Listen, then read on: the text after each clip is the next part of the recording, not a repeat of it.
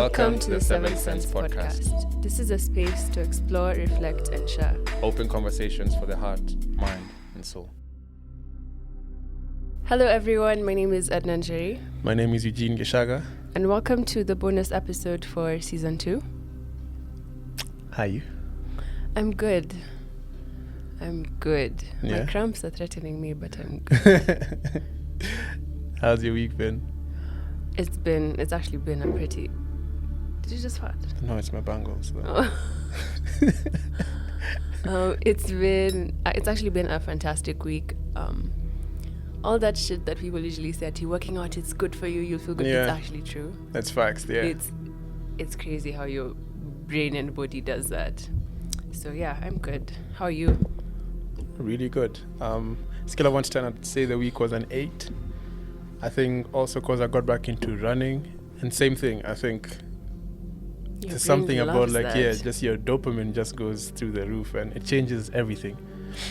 So it's one way I figured out how to deal with stress. Things might seem so much, but when you hit the road, everything is... You get epiphanies also, I think. So it's been a nice week. I can't really complain. Excited about this bonus episode. Same. And like it's always like a nice... It's like shoot the shit. There's no really like... Do we just go? We just go, yeah. Yeah. And I guess staying true to tradition for the podcast, I'm going to ask you a couple of questions. I mean, you put you on the spot to come up with them, but cool. So I think I'd go with, what do you wish you spent more time doing 5 years ago? I wish I spent more time on my own. I feel like 5 years ago I was really in the mix of things. Yeah. And so most of the things that I was doing, I felt I need to tie them to like other people or things that it wasn't really just me. Yeah, but I feel like still at the same time I needed to go through that so that now I can have this perspective. So your answer is? That's what I wish, but... Okay. Things always play out. Yeah, it works out for a reason. I guess. 5 years ago, I wish... I don't want to say same, but I think just more comfortable doing or liking the things I like. I guess it's taken time for me to get comfortable in this is who I am. I think 5 years ago, I should stay true to just who I am, things I fuck with. Yeah, that's I think. Yeah. I'm torn between these two. I'm going to ask like 3, even 4. Hey, okay. Save some. Nah, it's a bonus when we go. If the average human lifespan was 40 years, how would you live your life differently? I think I can go first. Yeah. I think I'd spend more conscious and meaningful time with family as opposed to saying, let me focus on my work now and then I'll have time later to spend time with them.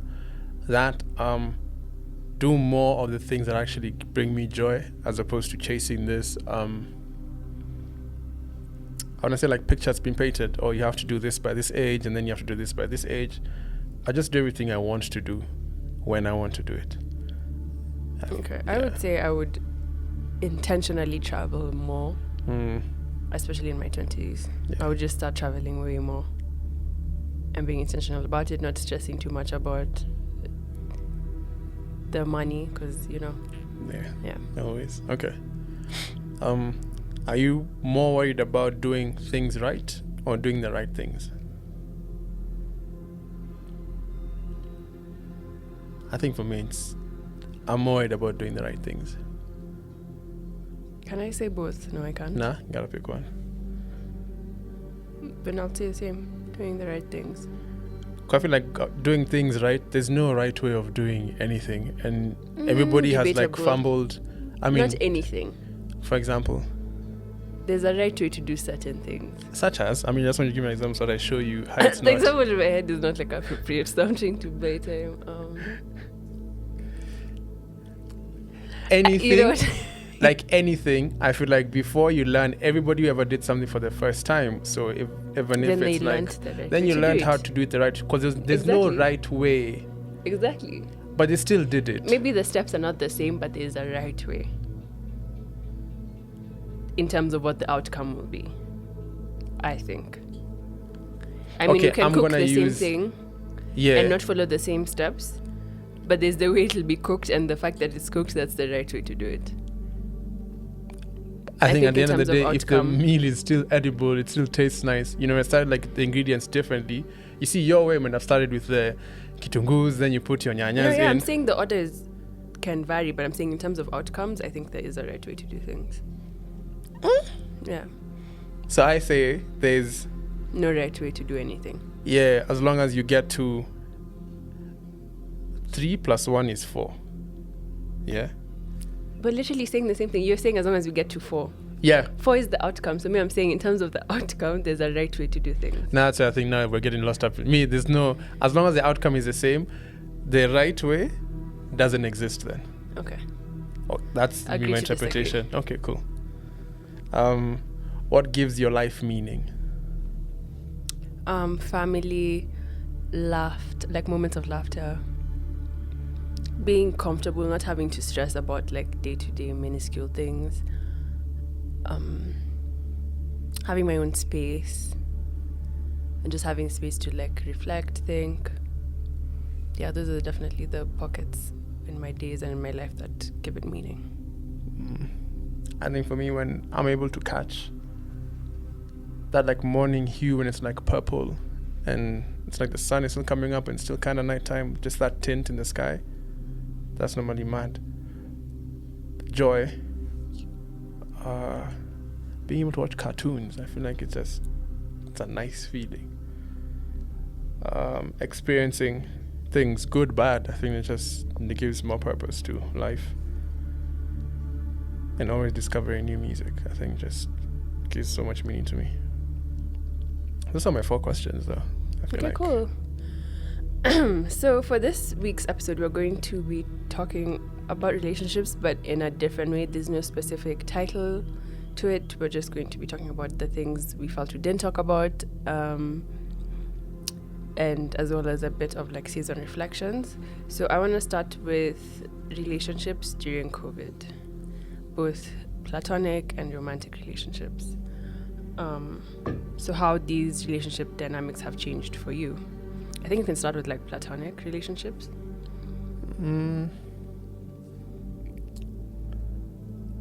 I've always been like an introvert, so I feel like for me Thriving. I'm just like perfect for me. So it's having not told me I have to interact with people, but just being able to just have my own space, being able to spend time with myself. For me, I think I've thrived more just during this whole like the pandemic. Yeah. I think for me, I've been able to be like way more intentional with my friendships.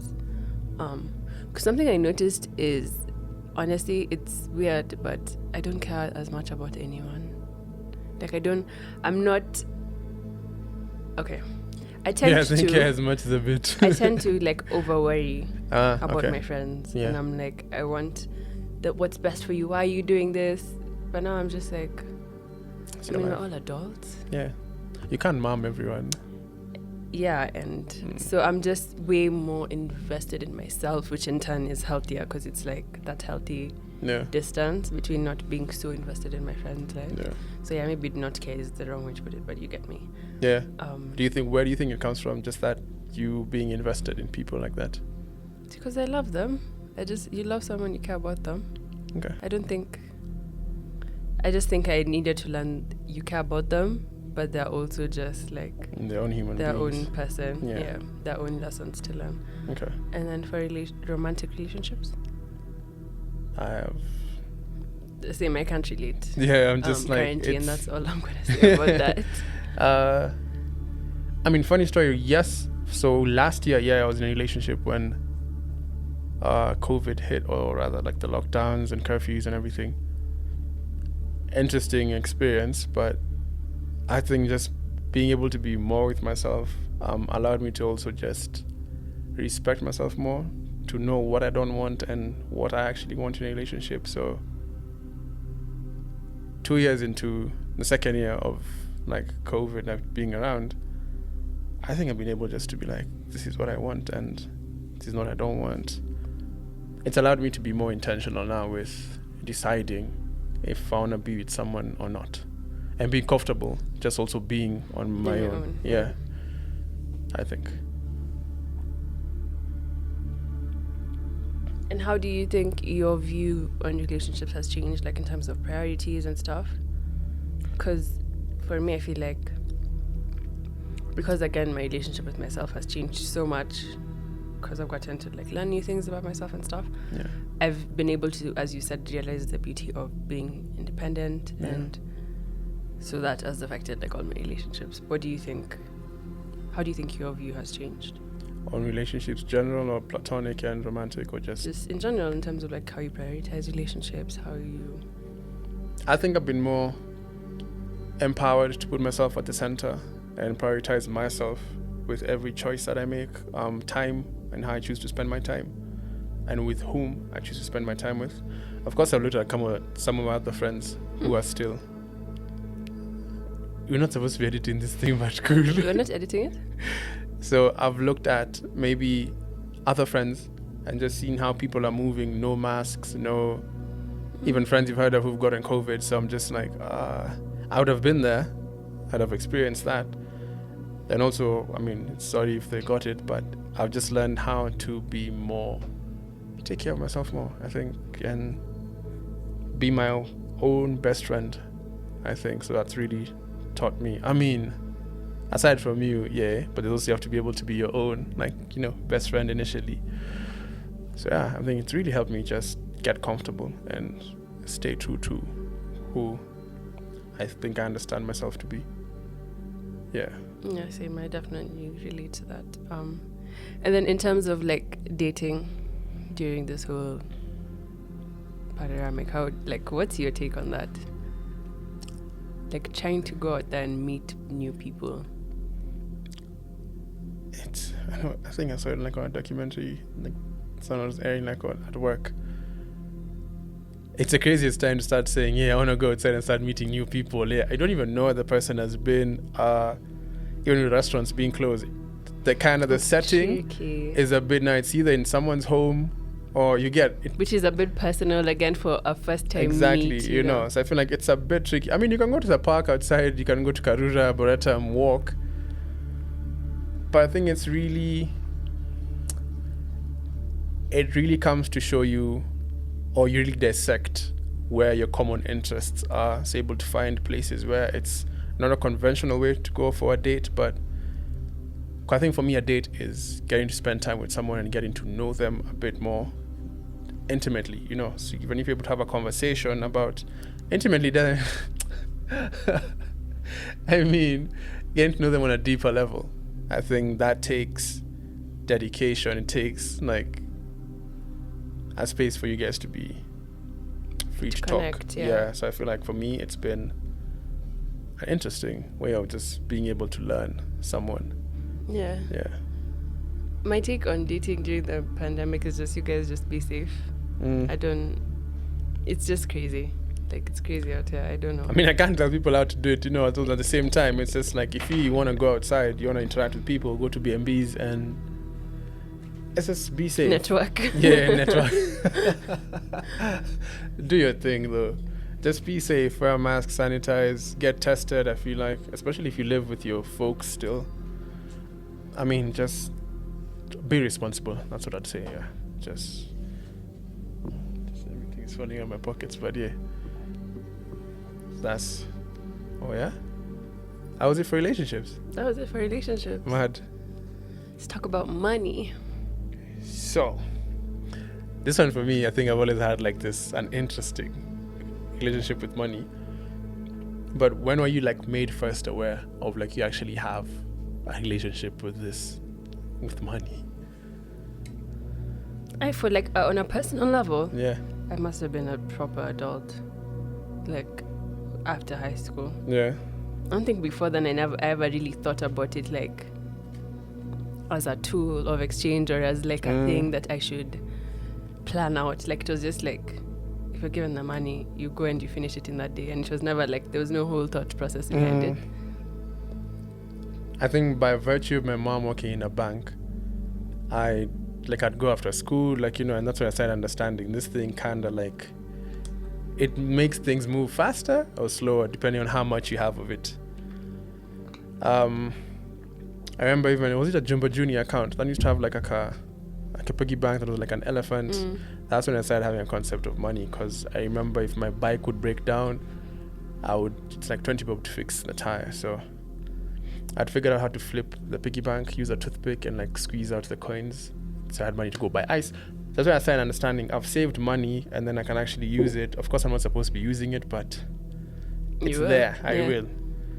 But yeah, when I started earning now my own checks is when I started understanding, oh, okay, fine, cool.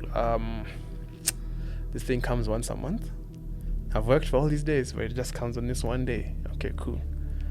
So that's it's like you want to do all these 5 things, but then now you have to weigh things exactly. out. So it's like prioritizing. So I think same. I want to say maybe uni second year when I moved out on my own. So that's when I started understanding. Okay, fine. You have to be responsible with this thing. I can't keep hitting him up to be like, oh, I need X, Y, and Z. Yeah.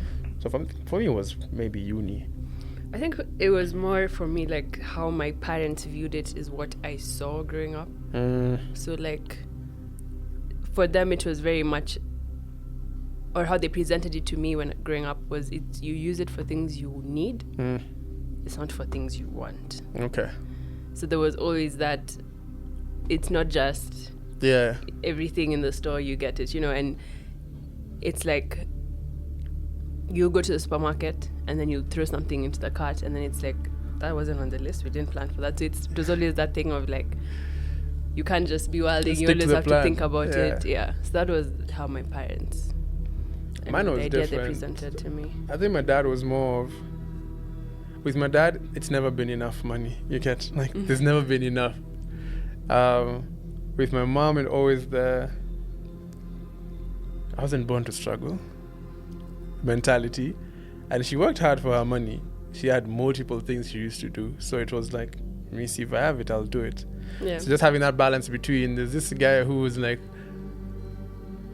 even paying electricity, I just need to do the bare basic needs. I've covered these things, let's not talk about other things. My mom would be like, we can, Teach yourself. It's there. But I think growing up, I've really tried to figure out how to maintain like a healthy relationship like with money. And I think it's what do you think you've done like to kind of like foster, for lack of a better word, like your relationship with your money? I think like as one is like care for your needs.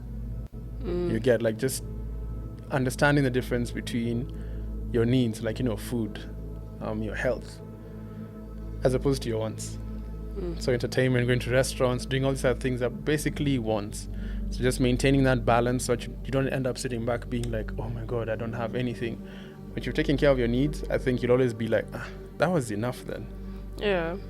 I think now I definitely have a better understanding of money in terms of the access it gives you, which is kind of fucked up because sometimes you have to get money to be in certain spaces where you can make money. Like it's Facts. The access that money can give you, I see that a lot more. So I think that has definitely impacted how I view it now.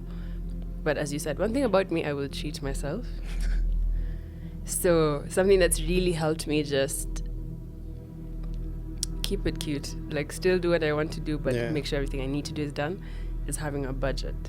So just a solid idea of how much money is coming in and then what the money is going out for. Revenue, expenses, basic. I think that's been the most basic thing that I've done that changes everything. Yeah. And then, of course, savings. Mad. So but that's tricky. Yeah, that one. I think with savings, there's always that so much pressure, like save, you need to save. But it's important to add that you need to be making enough to survive before you're putting that pressure on you to save. Yeah. Because for some people, it's just not realistic. Okay, I'm going to say surviving, thriving. No, but survive still. It can be that deep for people. Yeah. And then you're being told save, but you're like, how can I save if I've just finished, everything? Yeah. But yeah, budgeting, saving. I think investments and saving is definitely something we should talk about in a whole other episode. That's a whole other thing, yeah. Having a budget It's clutch.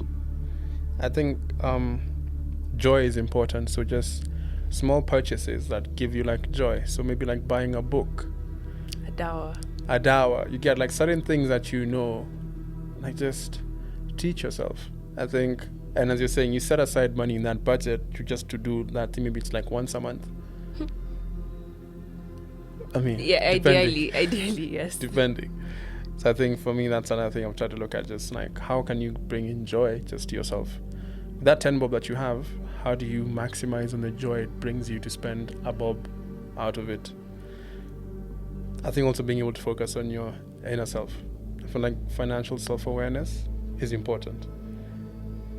Knowing yourself, and then you're knowing your financial condition. So you wouldn't be seeing someone on the gram doing certain things and then you're feeling away, but you also need to understand you're not in the same position as they are. Being aware of that is key. So I think you're able to know what I'm able to do with my own money. Yeah, so it kind of helps you like ask your questions like, should I change my job then if I want to earn more money? Should I work more or less hours? Can I even afford to buy that car? Can I go on that vacation? Just being aware of all these things allows you to start asking yourself these deeper questions. Yeah. So you're able to peg yourself against yourself, not what other people have, you know. Yeah. I think like you're saying, it's just make time for yourself to budget. Even if it's every once a week, which I'm trying to get into the hang of. It's just able to review yourself, like a week into the month, the 2 weeks, just know where you stand with your pocket. Yeah. I think for me those are things I've tried to see. Like just how to just get that relationship going. But major tying into that thing for Instagram and social media is just the balance between your self-worth and money. Yeah, for sure. Like social media kind of puts that pressure. Such a big part. Even minor social media, you might just be walking in town, you drive past a car, or you see a car, then you start all these things. But the levels are deep. Of every day seeing 100 people. Let's say you even follow just 100 people, which you probably follow like a lot more. Yeah. And seeing what people have again access to. Yeah. And then comparing what your day-to-day looks like. It can be so frustrating. But I think I try to be appreciative of what I have. Yeah. And again, what makes that easy for me is the record of my revenue and my expenses. Yeah. Because based on that, in my own books, I've grown. I can see where I was in, let's say I started budgeting like in December 2018 till April 2021. Mm-hmm. Like I can 3 see years, how much I've grown in terms of how much I even earn, how much I have saved, how much I can spend, like what my disposable income is every month. So even though I have like mammoth goals, there's so many other things I want to do that I haven't, like I'm just scratching the surface now. Keeping track of that process and seeing how I've actually grown, it actually helps me remember what's actually important. So you have those, I still have those moments where I'm just like, damn, I wish I could be on an island right now. Yeah. But it's also like, damn, at least I have this for myself. This that I really wanted a couple of months ago. True.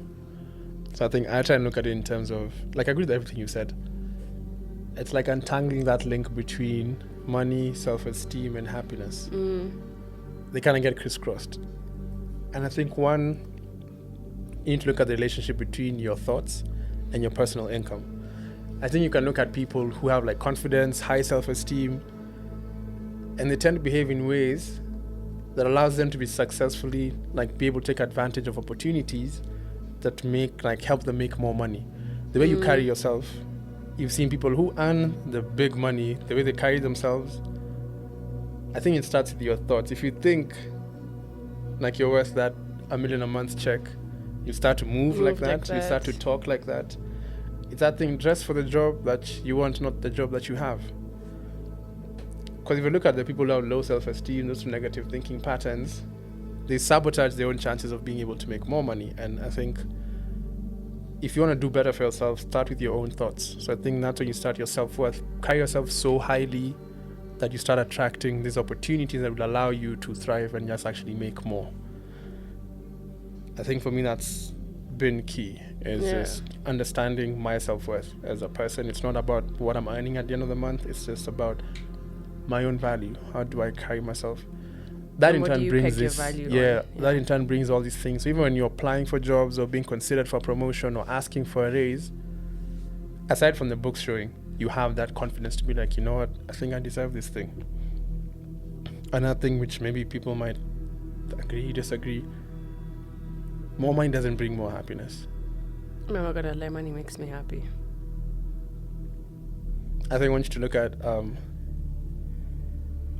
it's what, for me, it's what you attach. Is it so break it down to me. When you say money makes you happy. I love not having to worry about things. I don't like to have to worry about things that are tied to finance. But is that happiness or contentment? If I have to worry about it, I'd be unhappy. So I would say it's happiness. If I had to worry about things, like comfort to me is tied to happiness. If I'm comfortable with this month, I know I don't have to think about every single thing. That, like I can't, feeling like I've worked an entire month and then I still have to worry. It's unhappiness for me. It's important to me to have money. Okay. So I think that's where now I think, we differ. For me, it's just like it's because we tend to think if we have more money, we can benefit from like short-term happiness by making purchases on a regular basis. If I'm able to keep this lifestyle going, then it means ideally I should be happy. But I think for me, money just allows me to move things around. I think my happiness, my core happiness, which I haven't attained yet, but I'm striving for, is with or without money, I should be able to be happy. Because there's a lot that comes with. I think for me, it's that. It's just like being able to appreciate what you have as a human being. Money just comes into supplement. Mm-hmm. In my eyes, I should be happy at a 9 out of 10. With or without even thinking about money, I should be just happy. I agree. And then money just comes in to give me that nudge to maybe 10. Yeah, I think maybe I should make it clear. It's not that money is the core of my happiness. It's not that money is what makes me happy or unhappy. But having money and knowing that I don't have to worry about things definitely adds to my happiness. It's not something that I can say whether the money is there or not. It doesn't affect my mood or the state I'm in at all. It definitely is a plus for me, and it's something I like to think about and have and not have to worry about. I think, it's that thing. Is it Maslow's hierarchy of needs? I think once you get to a certain level of maybe just like self-actualization, because you have experienced all these things from your basic needs all the way up to money, and you've amassed what you need to amass for yourself, I think it won't be now depending on your hierarchy of needs. I think the more you grow, I think it's even talk to even older guys, people who have millions, they end up looking back being like, fine, I've made the money, but there's still something. And I think that something is what I want to make sure I'm able to achieve before I get to the money. Just that compassionate thing, balance, of knowing, okay, fine, this is not what. I think for me, it's trying to understand then what affects your happiness more than money then. How I feel about myself, how the people I love are doing, and seeing like how my day-to-day is going affects my happiness more, and how what I'm doing, like the changes I can see myself making in my life, things like that make me more happy or affect my happiness more. Okay. Yeah. I think for me it's like how I feel about myself and my self-esteem and my relationship with other people. That kind of like determines my happiness, but I think more it's being able to be in tune with myself, start understanding where am I at today and where do I want to go. I think for me, my happiness is really dependent on what I've put on my plate, and figure out am I able to achieve them, and just like staying positive. I feel like it's easier said than done, but just being able to maintain a positive mindset. I mean, because there are days I feel like it's happened and it's real time. I might be stressed, maybe my check didn't clear, I'm up just stressing, sitting, I don't even know what to do. And then it clears. then it clears. In the day, I think I was sitting in the office, wasn't even thinking about it. I was fed up. I'm just like, this thing is already late by a week. So, I mean, it's whatever. But I think in the morning, I just thought about it. I'm just like, damn, would be nice if it came today.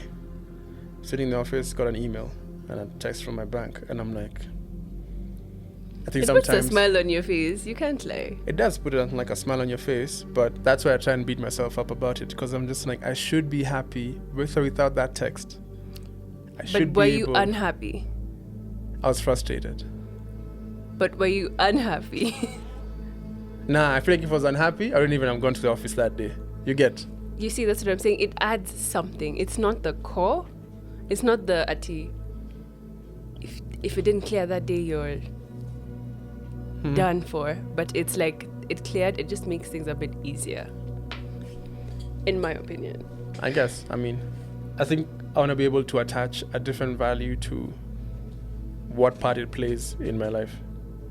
Okay. That's what I'm trying to strive for. It's just what part it plays. I just want to be able to, even if my check goes up to whatever amount I'm earning in future, I don't want it to be something that I'm chasing. So fine, I've been to Malibu. Okay, fine, I want to go to somewhere else just because I'm chasing this happiness because it's that thing J. Cole says, you make $1 million, you're like, okay, fine, cool. Then I need to make 2 million. Then I need to make 5 million because you're surrounding yourself with other people who have more money than you do. And you want to be able to live a certain lifestyle because now you're used to eating whatever it is, going to wherever it is. I want to be able to be so content with me as a person that whatever comes with it doesn't really affect my values, my self-worth.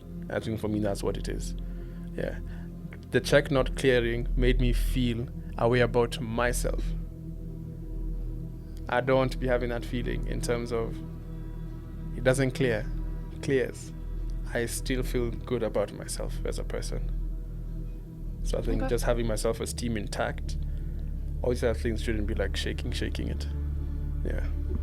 So I guess at the end of this episode, it's being like a wrap-up of everything we've talked about from episode 1. Like, what are the overall like biggest life lessons you've drawn for like the episodes that we've gone through? Okay, should we go like for each episode or do we start with the... I think for me, overlapping is just like boundaries. It's facts. For the entire season, it's just boundaries, but I guess you can just like go, just each episode, maybe just what you felt like you took away from each. Okay, episode 1 with self. I go first. Yeah. Episode 1 with self. I think the biggest thing was just the power of self-love and the fact that you have so much power if you love yourself. You have so much more power if you love yourself. And it's important to, as you take time to reflect on everything, being able to forgive yourself for what you didn't know and having self-compassion in your journey towards self-development, whatever it may be. Major. I think it was being more comfortable, just being my authentic self. Being able to cultivate like a relationship with myself allows me to love myself a bit more, respect myself, honor myself, be more gentle with myself. I think it just taught me that, end of the day, only you can take care of you the best way possible. Mm-hmm. Yeah. Cool. Episode 2 with parents. The biggest thing for me was that your parents are people too. I mean, try be patient, except, of course, where issues of abuse and such things come up. And the other thing was that it's like really interesting to get to know your parents and see things about them or things that they, in their life story, that you've sort of subconsciously taken up into your own character. So I think if you can be intentional about getting to know them and spending time with them, then you should. I think it was more of being able to understand that, end of the day, they are human beings just like you. They're also winging it. They didn't come, there was no manual they were given when they came into this place. Sometimes their intentions might be misplaced or misguided, but deep down, they always have your best interests at heart. Deep down, however way they express it. I don't want to speak on maybe like abusive parents, but just I think parents in general, they just want to be looking out for you. I think for me, that's one thing I learned. And also just being able to take more time to understand my dad as himself. not who I'd like him to be. Just being able to take him as who he is. Yeah. Episode 3 with siblings. Not applicable. I mean, for me, I can just say, like, friends are the siblings you choose. That's all. I mean, I don't really have anything to say about siblings because it's just me. I think mine is allowing my siblings to be who they are, make their own choices, and let that, like, be. Also understand that we don't have, just because we come from the same household, we don't have to look at the world the same, experience it the same way. And these are like your first, like, friends. If you, in the sense of, this is a place you go back to the same house, you share more or less like the same life. So just being more appreciative of that and trying to foster a more like adult relationship even as I grow older and even as their lives change. Just wanting to be a part of each other's stories, you know. Yeah. I think for me that's one thing I took out from that. With friends. Boundaries. Boundaries. Yeah. I think for me it is boundaries actually, because it's the thing where your intention of trying to help someone can be taken as like jealousy or you not wanting good for someone, good things for them. Yeah. So I think it's the boundary of we're all adults, and as much as someone can complain all day about a person or situation that they're not happy with, when they're actually over it for real, they'll do something about it. So just try and not get so caught up trying to save your friends or trying to save people. Like, it's a healthy boundary between like advising someone or if they ask, and just also just letting them figure it out. I think just understanding everybody's on their own path. You'll get your destination when you get to that destination. That's just letting people live their own lives. I feel like with partners, which was episode 5, I think be the type of love you want. That for me was the biggest thing. It's just be what you want to get. I would say take your time getting to know someone before committing to something, and before worrying too much about whether they like you or how they see you. Like, try to see if you actually like them, if you're actually interested, what you actually want. Yeah. I think that's important. With society, episode 6. Humility is not lack of courage. You can be a nice person. It doesn't take anything away from you. Yeah. I think just be the change you want to see in the world. If you want people to be treated, just be that change, I think, for me. Okay, cool. Finally, episode 7 with a higher power. I think for me, spirituality is a personal experience. We can sit here debate all day. Literally, I think it's same. all a personal experience. Same. And that wraps up the bonus episode for season 2. Thank you guys so much for joining us for season 2. We hope you enjoyed the relationship series. Once again, my name is Edna Njeri. My name is Eugenia Shaka. We leave our links in the show notes in case you want to connect with us. And we'll see you guys next season.